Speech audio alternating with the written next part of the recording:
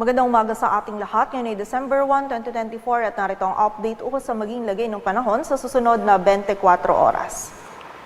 Sa kasalukuyan ay meron pa rin tayong tatlong weather systems na nakakaapekto at nagdudulot ng mga pagulan sa malaking bahagi ng ating bansa. Una na dito yung northeast monsoon o amihan na nagdudulot pa rin ng malamig na panahon at maulap na kalangitan na may mga pagulan sa malaking bahagi ng northern at central Luzon. Samantala, may kita din po natin dito sa ating satellite animation itong mga kumpol ng kaulapan dito sa Bicol region area kung saan ito po ay dala ng shear line. So ang shear line po natin, ito yung pagsasama ng malamig na hangin o yung hangin natin mula sa hilagang silangan at ng mainit na hangin mula sa dagat Pasipiko o yung tinatawag natin na easterlies kung saan ngayong araw itong shear line nga po yung magdudulot pa rin ng mga pag-ulan dito sa malaking bahagi ng Southern Luzon, dito sa Metro Manila at ilang bahagi pa ng Visayas. Samantalang may kita din po natin dito sa ating satellite animation itong mga kaulapan naman sa ilang bahagi ng Mindanao na dulot naman ng Intertropical Convergence Zone or ITCZ kung saan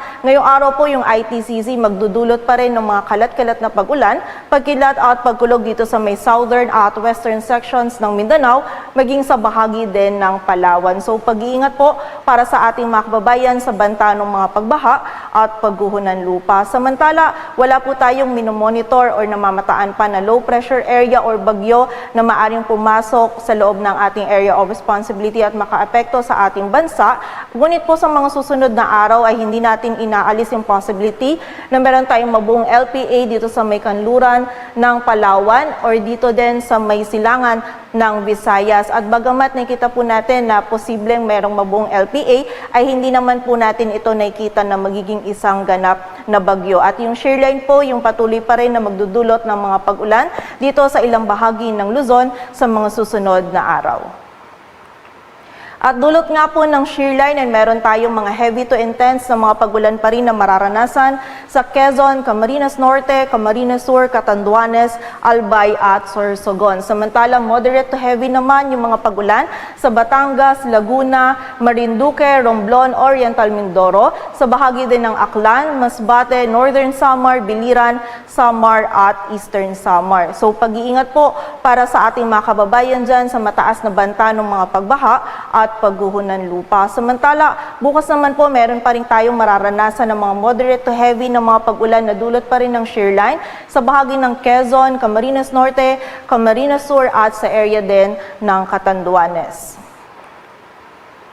At para nga po sa magiging lagay ng panahon ngayong araw ng linggo, malamig na panahon, maulap na kalangitan na may mga kasamang pagulan pa rin yung mararanasan dito sa Cagayan Valley, Cordillera Administrative Region, maging sa bahagi din ng Aurora, dulot po yan ng amihan. Samantalang makulimlim na panahon at mga pagulan pa din yung mararanasan naman dito sa Metro Manila, Bicol Region, sa area ng Oriental Mindoro, Marinduque at ng Romblon, maging sa bahagi din ng Bulacan at Calabarzon. So yung mga pagulan po na ito muli po ay posibleng maging moderate to heavy at kung minsan ay mga intense na mga pag-ulan na magdudulot po ng mga pagbaha at pagguho ng lupa. So pag-iingat po para sa ating mga kababayan, lalong-lalo na yung mga nakatira sa mga low-lying areas, sa malapit po sa Sapa, sa ilog at sa mga bulubunduking lugar, and also pati po sa mga kababayan natin na noong mga nakarang araw pa nakakaranas ng mga pag-ulan. Samantala sa nalalabing bahagi naman po ng Luzon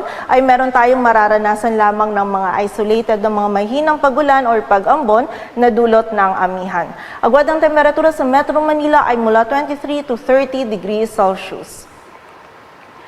Samantala sa bahagi naman ng Visayas at Mindanao, maging sa bahagi din po ng Palawan, dulot pa rin ng shear line, meron pa rin tayong mararanasan ng mga kalat-kalat na pag-ulan sa Western Visayas, Eastern Visayas, maging sa bahagi din ng Cebu at Occidental Mindoro. Samantala, dulot naman ng ITCZ ay mga kalat-kalat din yung pag-ulan na mararanasan sa Palawan, Zamboanga Peninsula, sa area din ng Sorsogon, Davao Region, and also dito rin sa may Basilan, Sulu at Tawi-Tawi. So muli po, pag-iingat pa rin para sa ating mga kababayan sa banta ng mga pagbaha at pagguho ng lupa. Samantala sa nalalabing bahagi naman ng Visayas at Mindanao ay meron pa rin po tayong posibilidad ng mga isolated na mga pag-ulan, pagkidlat at pagkulog, dulot yan ng mga localized thunderstorms. Agwat ng temperatura sa Cebu ay mula 26 to 31 degrees Celsius at sa Davao naman ay 25 to 32 degrees Celsius.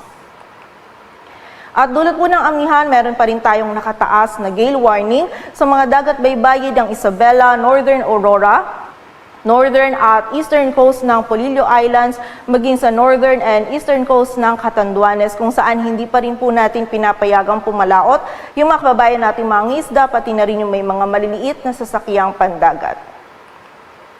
At para naman po sa karagdagang impormasyon ngayong buwan ng Disyembre, ay meron po tayong isa or dalawang bagyo na maaaring pumasok or mabuo sa loob ng ating area of responsibility. And most likely po itong mga bagyo nito is landfalling. At ayon nga sa ating monthly climatology track sa buwan ng Disyembre, ito pong mga bagyo nito ay posibleng pumasok or tahakin nito itong northeastern Mindanao or Visayas area patungo dito sa may kanluran ng Southern Luzon, or maaari din naman po itong pumasok dito sa may Central Luzon area, palabas sa kanluran ng Northern Luzon, at meron din naman po tayong possibility na mag-recurve itong mga bagyo at manatili pong malayo sa anumang bahagi ng ating kalupaan.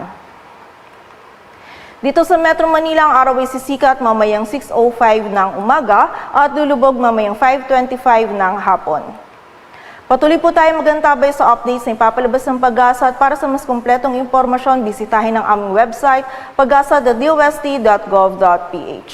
At yan po muna ang latest dito sa Weather Forecasting Center ng Pag-asa. Grace Castañeda, magandang umaga po.